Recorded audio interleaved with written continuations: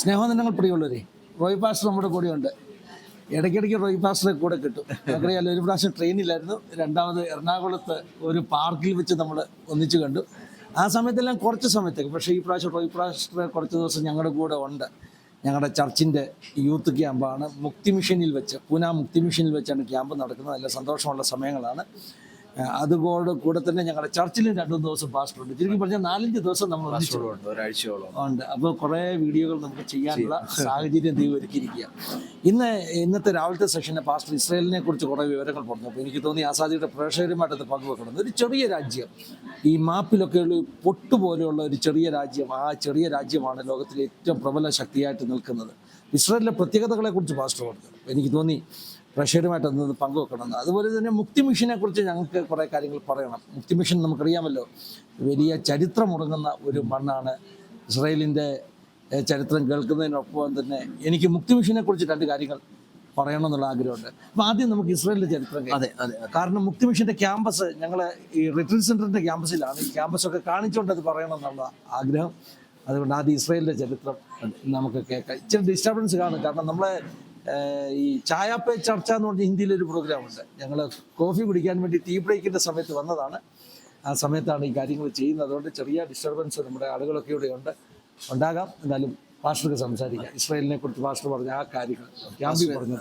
നമ്മൾ ഇപ്പോൾ ഇവിടെ ഉള്ളത് ഒരു ഹിസ്റ്റോറിക് പ്ലേസാണ്. ഒരു ഉണർവ് നടന്ന മുക്തി മിഷൻ, പണ്ഡിറ്റ് രമാഭായി എന്ന് പറയുന്ന ഒരു മകളിൽ കൂടെ ദൈവം എന്തൊക്കെ ചെയ്തെന്നുള്ളത് പ്രത്യേകിച്ച് ഏഷ്യയിൽ, ഇന്ത്യയിൽ ചെയ്ത ഒരു സ്ഥലത്താണ്. ഈ സ്ഥലത്ത് പ്രധാനദാസ് ഫിന്നി പാസ്റ്ററുടെ കൂടെ, ചർച്ചിൻ്റെ കൂടെ ഇങ്ങനെ ക്യാമ്പിന് വരാൻ പറ്റി. താങ്ക് യു പാസ്റ്ററുടെ കൂടെ സമയം സ്പെൻഡ് ചെയ്യുന്നത് ഒത്തിരി സന്തോഷം. ഇന്ന് ഞങ്ങൾ ഇസ്രായേലിൻ്റെ കാര്യങ്ങളെക്കുറിച്ച് പറയാറ്. ദൈവം ഒരാളെ നട്ടാൽ ദൈവം അവരെ ആർക്കും പിഴാൻ പറ്റത്തില്ല. ഇസ്രായേൽ എത്ര ചെറിയ രാജ്യമാണെന്നറിയാമോ? നമ്മൾ ലോകത്തിൻ്റെ മാപ്പ് എടുത്തു കഴിഞ്ഞാൽ ഒരു പേനായും കൊണ്ട് പോയി തൊടാനുള്ള, ടിപ്പും കൊണ്ടുപോയി തൊടാനുള്ള അത്രയേ ഉള്ളൂ ഇസ്രായേൽ എന്ന രാജ്യം. അവരുടെ ബൗണ്ടറി എന്ന് പറയുന്നത് മേളിൽ ലെബാനോനാണ്, താഴെ ഗൾഫ് ഓഫ് അക്കാബ, അല്ലെങ്കിൽ അതിന് വിളിക്കുന്ന മറ്റൊരു പേര് നഗവ് ഡെസേർട്ട് എന്ന്. മേളിൽ ലെബാനോൻ, താഴെ നഗവ് ഡെസേർട്ട്. അല്പം നീളമുണ്ട്, എന്നാൽ പോലും നമ്മുടെ കേരളത്തിൻ്റെ 1/3 പോലും വരത്തില്ല. അതിൻ്റെ ഒരു സൈഡ് ബൗണ്ടറി എന്ന് പറയുന്നത് ജോർഡൻ റിവറാണ്. അതിൻ്റെ ഓപ്പോസിറ്റ് സൈഡ് എന്ന് പറയുന്നത് മെഡിറ്ററേനിയൻ സീ ആണ്. അപ്പം ഈ ഇത്രയുള്ള രാജ്യം. പക്ഷെ ഇതിങ്ങനെ പറഞ്ഞു കഴിഞ്ഞാൽ നിങ്ങൾക്ക് അതിൻ്റെ ഡെപ്ത് അറിയത്തില്ല. അതിന് മുന്നേ ഞാൻ ഇന്ത്യയുടെ വലിപ്പം എന്ന് പറയാം. ഇന്ത്യയുടെ വലിപ്പം എന്ന് പറഞ്ഞാൽ കേരളത്തിൽ നിന്നുകൊണ്ട്, നമ്മുടെ ഏറ്റവും താഴ്ഭാഗമായ കേരളത്തിൽ നിന്നുകൊണ്ട് ഡൽഹി വരെ ഫ്ലൈറ്റിന് പോകണമെങ്കിൽ 4 മണിക്കൂർ എടുക്കും. ഒരു ഡൊമസ്റ്റിക് ഫ്ലൈറ്റിൽ ട്രാവൽ ചെയ്യണമെങ്കിൽ 4 മണിക്കൂർ എടുക്കും. കാശ്മീർ വരെ പോകണമെങ്കിൽ മിനിമം 5 മണിക്കൂർ എടുക്കും. നമ്മുടെ രാജ്യം 5 മണിക്കൂറാണ് ഫ്ലൈറ്റിന് വേണ്ടിയത്. ഞാൻ താമസിക്കുന്ന ബാംഗ്ലൂരിലേക്ക് ഒന്ന് ഫ്ലൈറ്റിന് വരണമെങ്കിൽ തന്നെ 55 മിനിറ്റ് എടുക്കും. കേരളത്തിൽ നിന്ന് 55 മിനിറ്റ് എടുക്കും. ഞാനിപ്പം പാസ്റ്റർ എടുക്കൽ ബോംബെയിലേക്ക് വന്നത് 2 മണിക്കൂറാണ് ഫ്ലൈറ്റ്. നമ്മുടെ രാജ്യം വലുതാണ്. ഇനിയും ഗുജറാത്തിൽ നിന്നുകൊണ്ട് അരുണാചൽ പ്രദേശ് വരെ ഫ്ലൈറ്റിന് യാത്ര ചെയ്യണമെങ്കിൽ, ബൈ എയർ യാത്ര ചെയ്യണമെങ്കിൽ മിനിമം 4 മണിക്കൂറാണ്. നമ്മുടെ രാജ്യം അത്ര വലുതാണ്. ഒരു കോർണറിൽ നിന്ന് മേളിലോട്ട് പോകണമെങ്കിൽ 5 മണിക്കൂർ, മറ്റൊരു കോർണറിലോട്ട് പോകണമെങ്കിൽ 4 മണിക്കൂർ. അത്രയും വലിയതാണ് നമ്മുടെ രാജ്യം. പക്ഷേ ഇസ്രയേലിൻ്റെ ബൗണ്ടറി അല്പം നീളമേ ഉള്ളൂ. ഇതിൻ്റെ ജോർഡൻ റിവർ, ഓപ്പോസിറ്റിൽ മെഡിറ്ററേനിയൻ സീ. ഈ ജോർഡൻ റിവറിൻ്റെ അവിടുന്ന് ബൗണ്ടറി ക്രോസ് ചെയ്ത് കഴിഞ്ഞാൽ ടെല്ലവീവിൻ്റെ മുകളിൽ കൂടെ ഒരു പ്ലെയിന് പോകാൻ, ഒരു ഡൊമസ്റ്റിക് പ്ലെയിന് പോകാൻ വെറും 3 മിനിറ്റ് മതി. 3 മിനിറ്റ്. അതെ, ടെലവീവിന്റെ ഭാഗം. ഇനി അല്പം കൂടെ വീതിയുള്ള ഒരു ഏരിയ എടുത്താൽ എനിക്കൊന്ന് 250-260 കിലോമീറ്റർ വീതിയല്ല, പക്ഷെ നീളമുണ്ട്. അപ്പൊ അങ്ങനൊന്ന് പോയാൽ തന്നെ 6 മിനിറ്റ് അത്രേ ഉള്ളൂ. അതെ, ഒരു 5 മിനിറ്റ് അത്രേ ഉള്ളൂ. കാരണം ഈ 44 മൈലാണ് ഇതിന്റെ വീതി, ബൗണ്ടറിയുടെ വീതി പറയുന്നത്. 44 മൈൽ. ഇത് പോകാൻ വേണ്ടി വെറും 3 മിനിറ്റ് മതി. ഒരു ഫൈറ്റർ പ്ലെയിൻ പോകാൻ വേണ്ടി വെറും 1.5 മിനിറ്റ് മതി. 1.5 മിനിറ്റ്.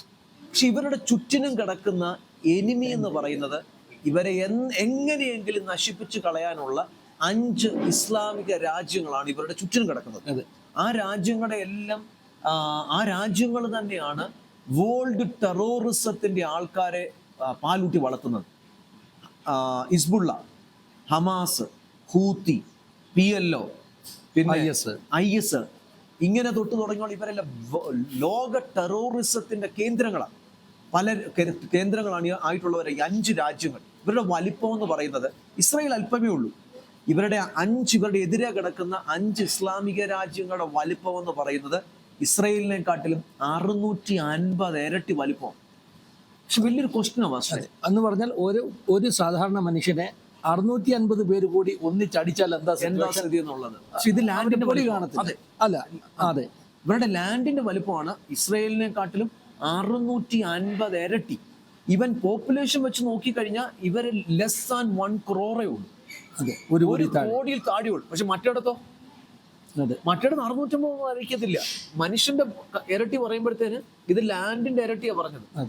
5 രാജ്യങ്ങളെ മുസ്ലിം രാജ്യങ്ങളുടെ പോപ്പുലേഷൻ എന്ന് പറഞ്ഞാൽ എന്തുമായാലും ഒരു 10 കോടി ആയിരിക്കത്തില്ല. എത്ര കോടി. ഇതിന്റെ കമ്പാരിസൺ മനസ്സിലാക്കണമെങ്കിൽ ഇന്ത്യയിലെ ഏറ്റവും കൂടുതൽ പോപ്പുലേഷൻ ഉള്ള സ്റ്റേറ്റ് ആണ് UP, ഉത്തർപ്രദേശ്. ഒരു രാജ്യത്തിന്റെ പോപ്പുലേഷനെക്കാട്ടിലും കൂടുതലുണ്ട് UP. കേരളത്തിലുണ്ട് 3-4 കോടി ആളുകൾ, 3.5 കോടി ജനമാണ് കേരളത്തിലുണ്ട്. അത്രയും ചെറിയൊരു രാജ്യം. അതെ, ഭയങ്കര പൊട്ട. പക്ഷെ ഇവരെ തോൽപ്പിക്കാൻ ഒറ്റ ഒരാൾക്കും പറ്റത്തില്ല. ഇതിനകത്തൂടെ ദൈവം തരുന്ന ഏറ്റവും വലിയ മെസ്സേജ് ആണ്, ദൈവം ഒരാളെ നട്ടാൽ ഒരാൾക്ക് ഇളക്കാൻ പറ്റത്തില്ല. പക്ഷെ ദൈവം ഇളക്കും. ദൈവത്തിന്റെ പ്രമാണം വിട്ടുപോയാൽ ദൈവം അവരെ ശിക്ഷിക്കും. അത് ശിക്ഷിച്ച ചരിത്രങ്ങൾ ഇഷ്ടം പോലെ ഉണ്ട്. പക്ഷെ ഇസ്രയേൽ ഒരു ചെറിയ രാജ്യമാണെങ്കിലും മിലിറ്ററിയുടെ കേന്ദ്രം അവരാ. അഗ്രികൾച്ചർ ഏറ്റവും കൂടുതൽ രാജ്യങ്ങളിലേക്ക് ഇമ്പോർട്ട് ചെയ്യുന്നത് അവരാ. അടുത്തത് മിലിറ്ററിയുടെ വെപ്പണ്, IT, ടെക്നോളജി. ലോകത്തിന്റെ 60% നോബൽ പ്രൈസ് ഇതുവരെ മേടിച്ചേക്കുന്ന അവരാ. വർഷം ഞാൻ പണ്ട് കേട്ടേക്കുന്ന 20% പിന്നീട് ഞങ്ങൾ മനസ്സിലാക്കി 20 അല്ല, എല്ലാ സയന്റിസ്റ്റുമാരും അവരുടേതാണ്. പാസ്റ്റർ നമ്മുടെ പ്രോഗ്രാമിന് ഒരു PPT കാണിച്ചു. അതായത് ഇസ്രായേൽ ഒറിജിനുള്ള കമ്പനീസ്, അതെ, ഒരുവിധം കൊണ്ട് ലോകത്തിലെ ഏറ്റവും ടോപ്പ് കമ്പനീസ് മുഴുവൻ, ബ്രാൻഡുകൾ മുഴുവൻ ഇസ്രായേലുകാരുടെയാണ്. നമ്മൾ ഉപയോഗിക്കുന്ന printer, flash drive, Google, YouTube, Microsoft, ഇന്റലിന്റെ പെന്റിയം ചിപ്പ്, ആപ്പിൾ കമ്പ്യൂട്ടറിന്റെ ചിപ്പ്, ഇങ്ങനെ അങ്ങോട്ട് തുടങ്ങിക്കഴിഞ്ഞാൽ എത്ര സാധനങ്ങളാണ് ഇസ്രയേലിന്റെ കണ്ടുപിടുത്തങ്ങൾ. അത് ഞാൻ ഒരു വീഡിയോ എൻ്റെ കയ്യിലുണ്ടായിരുന്നു, ബെഞ്ചമിൻ നെതന്യാഹു പറയുന്നത്. ആമസോൺ, ഈ banking system, law making system, ഇതെല്ലാം ഇസ്രയേലിന്റെ. ഇപ്പൊ ഇന്ന് ടെസ്ലാക്കാരൻ ഒരു സംഭവം യൂസ് ചെയ്യുന്നുണ്ട്, ഡ്രൈവർ ഇല്ലാത്ത കാറുകൾ. പക്ഷെ അതിന്റെ ഒറിജിനൽ ടെക്നോളജി മൊബൈലൈ എന്ന് പറയും. ഇപ്പൊ ഞാൻ കാണിച്ചായിരുന്നു മൊബൈലൈ എന്ന് വെച്ച് കഴിഞ്ഞാൽ, മൊബൈലൈ എന്ന് പറഞ്ഞു കഴിഞ്ഞാൽ ഫുൾ എല്ലാം വാച്ച് ചെയ്തുകൊണ്ട് സെൻസർ വെച്ച് ഓടിക്കാം. ആ ഒരു സിസ്റ്റത്തിന്റെ തുടക്കം കണ്ടുപിടുത്തക്കാരന് ഇസ്രയേലാ. ലോകത്തിൽ ചെറിയൊരു രാജ്യമാണ്, പക്ഷെ ഇവരുടെ നമ്മൾ നോക്കിയ ഒരു പേനയുടെ ടിപ്പും കൊണ്ട് പോയി തൊടാൻ പോലും ഇല്ല. പക്ഷെ എന്നാലും അവര് ലോകത്തിന് സംഭാവന ചെയ്തേക്കുന്നത്. ഇതുപോലെയാണ് എൻ്റെ ഒരു വലിയ ക്വസ്റ്റ്യൻ ഇതാ. പക്ഷെ എപ്പോഴും ഞാനിത് പറയുമ്പോൾ, ആട്ടുകൊറ്റന്റെ രക്തത്തെ കൊണ്ട് വീണ്ടെടുക്കപ്പെട്ടവർ, അത് നിഴല. അവരോട് ദൈവം ഇങ്ങനെ ചെയ്തതെങ്കിൽ സഭ ഇന്നത്തെ ലോകത്തിൽ എങ്ങനെ വരണം? സഭയാണ് ഒരു ദേശത്തെ, ഒരു രാജ്യത്തിന്റെ ടോപ്പിൽ വരേണ്ടത്. കാരണം ഇവൻ സ്വർഗത്തിലെ സകല സ്പിരിച്വൽ അതോറിറ്റിയും കീഴടക്കാനുള്ള അതോറിറ്റിയാണ് ദൈവം സഭയ്ക്ക് കൊടുത്തേക്കുന്നത്. സകലവും നിറയ്ക്കുന്നവന്റെ നിറവായിരിക്കുന്ന അവന്റെ സഭയ്ക്ക്, ശരീരമാകുന്ന സഭയ്ക്ക് അവൻ കൊടുത്തേക്കുന്നതാണ്. എന്റെ ഭാഷ ആ അതോറിറ്റി എന്ന് പറഞ്ഞാൽ എന്തുവാ? കാരണം സ്വർഗത്തിൽ ഉള്ള സകല സിസ്റ്റങ്ങളും യേശു കർത്താവ് കീഴടക്കിയിട്ട്, ആ സകലതും പിടിച്ചടക്കിയിട്ട് കർത്താവ് അതെല്ലാം കൊടുത്തേക്കുന്നത് ഒറ്റ ഒരാൾക്കാണ്. എന്റെ ദൈവമേ, ആ വേർഡ് എനിക്കത് പറയുന്നതിനെ എനിക്ക് അറിയത്തില്ല ഫിലിപ്പ് ഭാഷ, അത് എക്സ്പ്ലെയിൻ ചെയ്യുന്നതിന്റെ അപ്പുറം അത് കൊടുത്തേക്കുന്ന സഭയാണ്. പക്ഷെ സഭ ഇന്ന് ശോഷിച്ചുകൊണ്ടിരിക്കുക. സഭ ഇന്ന് പൊളിറ്റിക്കലി, സഭ ഇന്ന് ഫിനാൻഷ്യലി, സഭ ഇന്ന് എല്ലാ ഏരിയയിലും കീഴോട്ട് പോയിക്കൊണ്ടിരിക്കുക.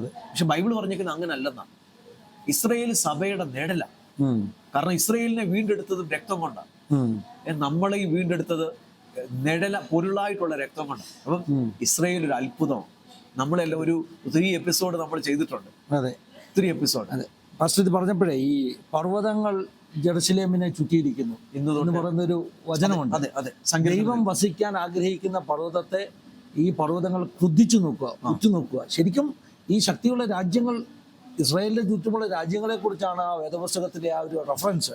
ഇത്ര ശക്തിമത്തായ രാജ്യങ്ങളാണ് ചുറ്റും നിൽക്കുന്നതെങ്കിലും ഒരു പൊട്ടുപോലെയുള്ള ഇസ്രായേൽ അത് വളരെ ശക്തമായി നിൽക്കുന്നതിൻ്റെ ഒരു പ്രധാനപ്പെട്ട കാരണം അവരുടെ ഈ പറഞ്ഞ സ്പിരിച്വൽ സ്ട്രെങ്ത് എന്ന് പറയാം. എന്ന് പറഞ്ഞാൽ വേദപുസ്തകത്തെ ഫൗണ്ട് ചെയ്ത് ബേസ് ചെയ്തുള്ള അവരുടെ ഒരു ലൈഫ് സ്റ്റൈല്, അവരുടെ ഒരു ജീവിതശൈലി, അവരുടെ പിതാക്കന്മാർ ദൈവവുമായിട്ട് ബന്ധപ്പെട്ട് ജീവിച്ചതിൻ്റെ ഒരു അനുഗ്രഹം, പിതാക്കന്മാരോടുള്ള വാഗ്ദത്തത്തിൻ്റെ പവർ, ഇതൊക്കെയാണ് നമ്മൾ ഈ പാസ്റ്റർ പറഞ്ഞ കാര്യങ്ങളിൽ നിന്ന് എനിക്ക് മനസ്സിലാക്കാനിടയായി തീർന്നത്. ഞാൻ പറഞ്ഞല്ലോ, പണ്ഡിത രമാഭായിയുടെ സ്ഥാപനത്തിലാണ് നമ്മൾ ഇരിക്കുന്നത്. അപ്പോൾ ജസ്റ്റ് ഈ പണ്ഡിത രമാഭായിയുടെ സ്ഥാപനത്തെക്കുറിച്ച് 2-3 കാര്യങ്ങളൊന്ന് പറഞ്ഞു തരണം. ഈ ഇസ്രായേലിൻ്റെ കാര്യം പറഞ്ഞ പോലെ ഒന്ന് ക്യാമറ എടുത്തു വന്ന് ഞാൻ ഈ ക്യാമ്പസോട് നിങ്ങളെ ഒന്ന് കാണിക്കാൻ വേണ്ടിയാണ്. ഇസ്രായേൽ ഇത് നമ്മുടെ ഇവിടുത്തെ പണ്ഡിത രമാഭായിയുടെ ക്യാമ്പസ് എന്ന് പറയുന്നത് ഒരു 250 ഏക്കറുള്ള ഒരു ക്യാമ്പസാണ്. 250 ഏക്കർ ക്യാമ്പസാണിത്. അല്ലാതെ ഒരു ചെറിയ ക്യാമ്പസ് അല്ല. ഇതിനകത്ത് ജസ്റ്റ് ക്യാമ്പുകൾക്ക് ഉപയോഗിക്കുന്ന ഒരു ചെറിയ ഭാഗത്താണ് നമ്മൾ ഇരിക്കുന്നത്. ഈ റൈറ്റ് സൈഡിൽ കാണുന്നത്, ഈ ഭിത്തിക്കപ്പുറം നമ്മൾ കാണുന്നത് ഇവിടുത്തെ ഫാമാണ്. 10-28 പശുക്കളുണ്ട് ഇവിടെ. ഈ പശുക്കളുടെ പാലാണ് ഇവിടെ ഉള്ളവരെല്ലാം ഉപയോഗിക്കുന്നത്. ഇതിൻ്റെ ബാക്ക് സൈഡ് അങ്ങേപ്പുറത്തുള്ളത് ഒരു ഹോസ്പിറ്റലാണ്, അതായത് മാനസിക രോഗികൾക്ക് വേണ്ടിയുള്ള ഹോസ്പിറ്റൽ എന്ന് പറയാം. പണ്ഡിത രമാഭായിയുടെ തന്നെ ഈ ഒരു സ്ഥാപനത്തിൻ്റെ ഭാഗമായിട്ടുള്ള ഹോസ്പിറ്റലാണ്. ഈ റോഡിൻ്റെ ഓപ്പോസിറ്റ്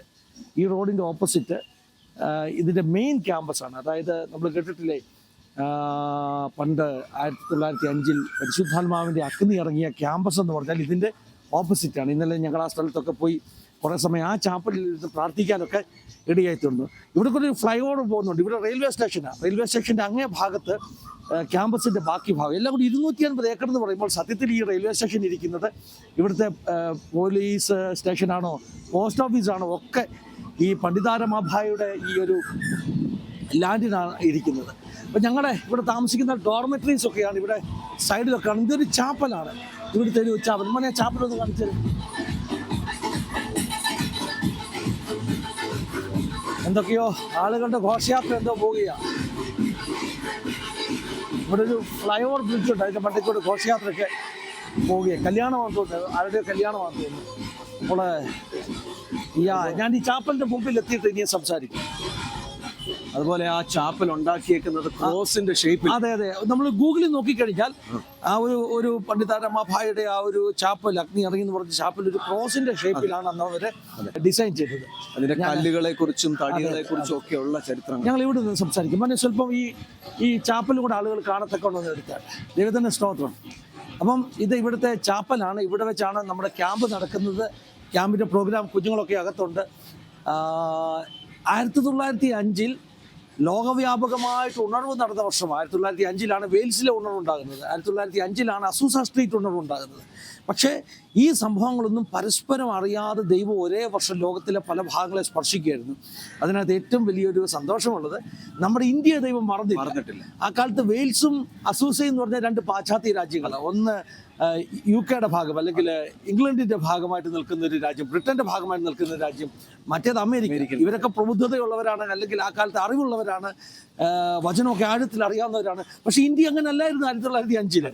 പക്ഷെ ഇന്ത്യ എന്ന രാജ്യത്ത് പണ്ഡിത രമാഭായി എന്ന് പറയുന്ന ഒരു സഹോദരിയെ ദൈവം ഉപയോഗിച്ചു. ഞാൻ അവരെ കുറിച്ച് പറയാൻ ആഗ്രഹിക്കുന്നത്, പാസ്റ്റർ ഇസ്രായേലിനെ കുറിച്ച് പറഞ്ഞൊരു ചെറിയ രാജ്യം. ഇന്നലെ ഞങ്ങൾ അവരുടെ ആ ഒരു ടൂർ ഗൈഡ് ഉണ്ട്, അവരുടെ ക്യാമ്പസ് എല്ലാം ഞങ്ങളെ കൊണ്ട് കാണിക്കുന്ന ആ സമയത്ത് അവർ പറഞ്ഞത് കേവലം 4 അടി മാത്രമേ ഉയരുള്ളൂ. അവർ പ്രോട്ടോടൈപ്പ് ഉണ്ടാക്കി വെച്ചിട്ടുണ്ട്. നമ്മൾ അതിന്റെ കൂടെ നിന്നാൽ അവരുടെ ആ ഒരു എന്താ പറയുന്നത് വസ്തുവിനെ പ്രോട്ടോടൈപ്പ് അല്ലേ, ഒരു ഡമ്മി ഉണ്ടാക്കി വെച്ചിട്ടുണ്ട്. 4 അടി മാത്രം ഒരു പ്രതിമയല്ല, ഒരു പേപ്പർ കട്ടിംഗ് ആണ്. ആ കട്ടിങ്ങിന്റെ അകത്ത് നമ്മുടെ ഇത്രയും ഉയരമുള്ളൂ. നമുക്ക് അത്ഭുതം തോന്നി. ഇത്ര ചെറിയൊരു സ്ത്രീ, ആ സഹോദരിയെ കൊണ്ട് ദൈവം ചെയ്യിച്ച കാര്യങ്ങൾ ഞാൻ ശ്രദ്ധിച്ച പാസ്റ്റർ. ഒന്ന്, അവരുടെ ഉയരം കൊണ്ട് ഫിസിക്കലി അവരൊരു ചെറിയ സ്ത്രീ. 2, ഇവരെ ഒരു സ്ത്രീ, അതായത് 19-ാം നൂറ്റാണ്ടിൽ സ്ത്രീകൾക്കൊന്നും വലിയ വിലയൊന്നുമില്ല, ആരും അംഗീകരിക്കത്തില്ല അവർ പറഞ്ഞാൽ. 3-ാമത് ഇവരൊരു വിധവ. ഈ 3 ഘടകങ്ങൾ ഒരു വ്യക്തിയെ ഒതുക്കാൻ അല്ലെങ്കിൽ സമൂഹം മാറ്റി നിർത്താൻ ഉള്ള സമയത്താണ് ഈ സ്ത്രീ അതിശക്തമായിട്ട് ഉപയോഗിക്കുന്നത്. അതുപോലെ അവര് പൂനെക്കാരല്ല, അല്ലല്ല, അവർ കർണാടക ഒരു ചിപ്ലൂണാണെന്ന് തോന്നുന്നു. ചിപ്ലൂൺ ബ്രാഹ്മൺ ഫാമിലിയിൽ നിന്നുള്ള ഒരു സ്ത്രീയാണ്. ഇവരുടെ അച്ഛൻ വലിയൊരു സംഗീതജ്ഞനായിരുന്നു. അങ്ങനെ അച്ഛനോടൊപ്പം ഇന്ത്യ മുഴുവൻ സഞ്ചരിക്കുമായിരുന്നു. അങ്ങനെ ഏതാണ്ട് 19-ഓ 20-ഓ വയസ്സോ ഉള്ളപ്പോൾ കൽക്കത്തയിലുള്ള ഒരു യൂണിവേഴ്സിറ്റി ഇവരുടെ സംഗീതത്തിൻ്റെ ആ ഒരു കഴിവ് മനസ്സിലാക്കിയിട്ട് അവിടെ പെർഫോം ചെയ്യാൻ ഇവരെ വിളിക്കുന്നു. അവിടെ വെച്ച് ഇവർക്ക് പണ്ഡിത രമാഭായി എന്നുള്ള ഒരു പേര് കൊടുക്കുന്നു. അങ്ങനെ പണ്ഡിത എന്നുള്ള ഒരു പേര്, സ്കോളർ എന്ന് അതിൻ്റെ അർത്ഥം, അങ്ങനെയുള്ള ഒരു പേര് ഒരു സ്ത്രീക്കൊന്നും അന്ന് കൊടുക്കത്തില്ല. 20 വയസ്സുള്ളപ്പോൾ ഈ സ്ത്രീ ഇന്ത്യൻ നാഷണൽ കോൺഗ്രസിൻ്റെ 10 വനിതാ നേതാക്കന്മാരിൽ ഒരാളായിട്ട് കോൺഗ്രസ് കമ്മിറ്റിയിലെത്തി. 1880-കളിലാണെന്ന് ഓർക്കണം. അതായത് സ്വാതന്ത്ര്യ സമരമൊക്കെ അങ്ങോട്ട് തുടങ്ങുന്ന സമയങ്ങളിൽ തന്നെ ഇവർ കോൺഗ്രസ് പാർട്ടിയുടെ കമ്മിറ്റിയിലെത്തി. ഹ്യൂമോ ഒക്കെ ഉള്ളൊരു കാലഘട്ടമായിരിക്കാം. അന്ന് ഞാൻ മനസ്സിലാക്കിയത് ഇവരുടെ ആദ്യത്തെ പുസ്തകങ്ങളൊക്കെ 20ഓ 22ഓ വയസ്സിൽ പുറത്തു വന്നു, ഇവരുടെ ആദ്യത്തെ പുസ്തകങ്ങളൊക്കെ. അപ്പം നമ്മളൊക്കെ ഉദ്ദേശിക്കുന്നതിലപ്പുറമായിട്ട് ആ സ്ത്രീ 20ആം വയസ്സിൽ കർത്താവിനെ രക്ഷിതാവായിട്ട് സ്വീകരിച്ചു. അതിനുശേഷമാണ് കോൺഗ്രസ് കമ്മിറ്റിയിൽ എത്തുന്നത്. അങ്ങനെ നോക്കുകയാണെങ്കിൽ ഒരു ക്രിസ്ത്യൻ പ്രസൻസ് ആയിരുന്നു കോൺഗ്രസ് കമ്മിറ്റിയിലെ, ഒരു ക്രിസ്ത്യൻ പ്രസൻസ് ആയിരുന്നു. ഇവിടുത്തെ ചാപ്പലിനെ കുറിച്ച് പാസ്റ്റർ ഇടയ്ക്കൊന്ന് പറഞ്ഞു. അതായത് ആ ചാപ്പലിലെ തടികൾ, അതുണ്ടാക്കിയിരിക്കുന്നത്, അത് ഡിസൈൻ ചെയ്തിരിക്കുന്നത്, ഞാൻ പറയുന്നത് പണ്ഡിതാരമായി പണിത ആ ഒരു ചർച്ച്, പരിശുദ്ധാത്മാവിൻ്റെ വലിയ സാന്നിധ്യം പറഞ്ഞെന്ന് പറഞ്ഞ ആ ഒരു ചർച്ച്, ആ ചർച്ചിലെ തടികളൊക്കെ ബർമയിൽ നിന്നാണ് കൊണ്ടുവന്നത്. അന്ന് കാലത്ത് ബർമയിൽ നിന്ന് ട്രക്കൊന്നുമില്ലല്ലോ. ഈ തടികളൊക്കെ കൊണ്ടുവന്നത് കപ്പലിന് കൽക്കട്ടയിൽ കൊണ്ടുവന്നിട്ട്, കൽക്കട്ടയിൽ നിന്ന് ഇവിടെ ദൗണ്ട് എന്ന് പറഞ്ഞൊരു സ്റ്റേഷനുണ്ട്, അവിടം വരെ ട്രെയിന് കൊണ്ടുവന്നിട്ട് ആ ദൗണ്ട് സ്റ്റേഷനിൽ നിന്ന് കാളവണ്ടിക്ക് ഇവിടേക്ക് കൊണ്ടുവന്നു. ഒരു തടി ഒരു കാളവണ്ടി കയറ്റാൻ ഒക്കത്തില്ല. അതുകൊണ്ട് 12 കാളവണ്ടി ചേർത്ത് കെട്ടിയിട്ട് അതിനകത്താണ് ഓരോ പീസ് വുഡും അവരിവിടെ കൊണ്ടുവന്നത്. 2 മാസം എടുക്കും ഒരു തടി പീസ് അവിടെ നിന്ന് ദൗണ്ടിൽ നിന്ന് ഇവിടം വരെ എത്തണമെങ്കിൽ. 2 മാസം എടുക്കുന്ന ഇന്നലെ അവർ പറഞ്ഞത്. എന്താണെങ്കിലും വർഷങ്ങളെടുത്തു ആ പണി കഴിയാൻ. ഇന്ന് 126 വർഷം കഴിഞ്ഞിരിക്കുന്നു ആ ഒരു സ്ഥാപനം സ്ഥാപിച്ചിട്ട്. ഏറ്റവും പ്രധാനപ്പെട്ട കാര്യം, പരിശുദ്ധാത്മാവിൻ്റെ ഒരു വലിയ പ്രവൃത്തി വെളിപ്പെട്ട ഒരു സ്ഥലമാണ്. അസൂസ സ്ട്രീറ്റിൽ ആളുകൾ പോകുമ്പോൾ ഉണ്ടാകുന്ന ഒരു മാനസികമാകുന്ന സന്തോഷമില്ല, ചരിത്രമുറങ്ങുന്ന സ്ഥലത്താണ് നിൽക്കുന്നത്. അതുപോലെ ഇന്ത്യയുടെ അസൂസ സ്ട്രീറ്റാണ്, ഇന്ത്യയുടെ വെയിൽസിലെ ഉണർവ് നടന്ന പോലെ ഇന്ത്യയെ ദൈവം തൊട്ട സ്ഥലത്താണ് ഇവിടെ ഞങ്ങൾ എത്തിയിരിക്കുന്ന. ഈ സ്ഥലത്തിന് എന്തെങ്കിലും പ്രത്യേകത ഉള്ളത് കൊണ്ടൊന്നുമല്ല, മറിച്ച് ചരിത്രം, ഇവിടെ ഒരു ചരിത്രമുണ്ട്. ഈ ചരിത്രം ആവർത്തിക്കപ്പെടട്ടെ എന്നൊരു പ്രാർത്ഥനയോട് കൂടിയാണ് ഞങ്ങൾ ഇവിടെ നിൽക്കുന്നത്. എന്താണെങ്കിലും പാസ്റ്ററോടൊപ്പം നിൽക്കുന്നത് വലിയ സന്തോഷമുണ്ട്. പക്ഷേ നമ്മുടെ ഇന്ത്യയിൽ അങ്ങനെ ഒരു ഉണർവ് നടന്നെന്ന് പറയുന്നത് നമുക്ക് ഒത്തിരി സന്തോഷമാണ്. അതെ. പക്ഷെ അദ്ദേഹം ഇന്നലെ വേറൊരു വേർഡ് പറഞ്ഞു, ഇന്ത്യയിലല്ല ഏഷ്യയിൽ. പക്ഷേ ഇത് പറയേണ്ട ഒരു കാര്യം കൊണ്ടുണ്ട്. ഞാൻ ഈ ചരിത്രം പഠിച്ചപ്പോൾ എനിക്ക് മനസ്സിലാക്കാൻ ഇടയായി തീർന്നത്, ഈ പണ്ഡിതാരമാഭായിയുടെ ഇന്ത്യയിൽ നടന്ന ഉണർവ് വൈഡ്ലി സർക്കുലേറ്റ് ചെയ്യപ്പെട്ടു, വാർത്തകളിൽ പ്രചരിച്ചു. അങ്ങനെ ലാറ്റിൻ അമേരിക്കയിലെ പല രാജ്യങ്ങളിലും ഈ ഒറ്റ സ്റ്റോറി കൊണ്ട് ഉണർവുണ്ടായെന്നാണ്. അപ്പോൾ ഏഷ്യ നമുക്ക് പറയാനൊക്കത്തില്ല. ഞാൻ ഈ അടുത്ത സമയത്ത് തന്നെ ഏഷ്യൻ ക്രിസ്ത്യൻ ഹിസ്റ്ററി ഇങ്ങനെ പഠിച്ചുകൊണ്ടിരുന്നപ്പോൾ എനിക്ക് മനസ്സിലാക്കിയത്, ഈ പണ്ഡിതാരമാഭായുടെ ഉണർവിൻ്റെ ഇൻഫ്ലുവൻസ് നേരെ ലാറ്റിൻ അമേരിക്കയാണ്. അത് ലാറ്റിൻ അമേരിക്കക്കാർ ഇന്നും അക്നോളജ് ചെയ്യുന്നു, ഞങ്ങളുടെ അവിടെ ഉണർവുണ്ടായത് ഈ വാർത്ത കേട്ടിട്ടാണെന്ന്.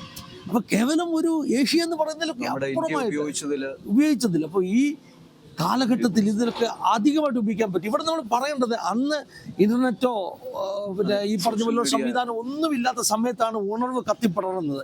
ഇന്ത്യ എന്ന് പറയുന്ന വളരെ റിമോട്ടായ ഖേഡ്ഗാവ് എന്ന ഈ സ്ഥലത്തിന്റെ പേര്. ഖേഡ്ഗാവ് എന്ന മറാഠി പദത്തിന്റെ അർത്ഥം, ഗാവ് എന്ന് പറഞ്ഞാൽ നമുക്കറിയാം വില്ലേജ് എന്നാണ്, ഖേഡ് എന്ന് പറഞ്ഞാൽ ഇന്റീരിയർ എന്ന അർത്ഥം, ഉള്ളിലുള്ളത്.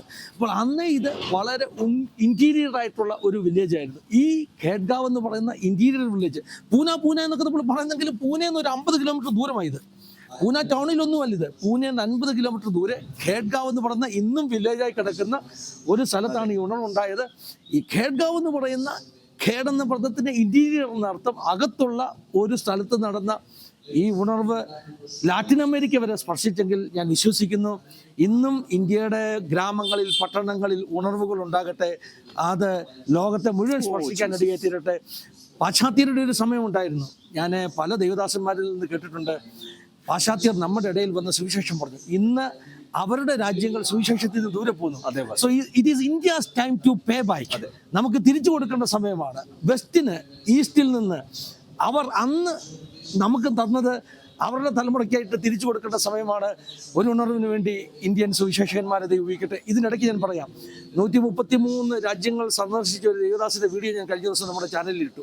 അദ്ദേഹം എൽ സാവഡോർ എന്ന് പറയുന്ന രാജ്യത്ത് ലോകത്തിലെ ഏറ്റവും ക്രൂരമായ ജയിലിൽ കഴിഞ്ഞ ദിവസം 51ഓളം പേരെ സ്നാനപ്പെടുത്തി. ഒരു ഇന്ത്യൻ മലയാളി പാസ്റ്റർ. എൽ സാവഡോർ എന്ന് പറഞ്ഞാൽ ലോകത്തിലെ ഏറ്റവും ക്രൂരമായ ജയിലാണ്, ആ ജയിലിന്റെ അകത്ത് 51 പേരെ കഴിഞ്ഞ വീക്കിൽ നമ്മുടെ ഒരു പാസ്റ്റർ, മലയാളി പാസ്റ്റർ സ്നാനപ്പെടുത്തി. അപ്പൊ ഇന്ത്യ ലോകത്തെ തൊട്ടുകൊണ്ടിരിക്കുന്ന ഒരു കാലഘട്ടമാണ്. ദൈവം സഹായിക്കട്ടെ എല്ലാവരെയും. ഞങ്ങളുടെ അടുത്ത സെക്ഷൻ ആരംഭിച്ചു കഴിഞ്ഞു. അതുകൊണ്ട് എല്ലാവരും ദൈവം അനുഗ്രഹിക്കട്ടെ. God bless you all. Have A wonderful time. Thank you. Praise the Lord.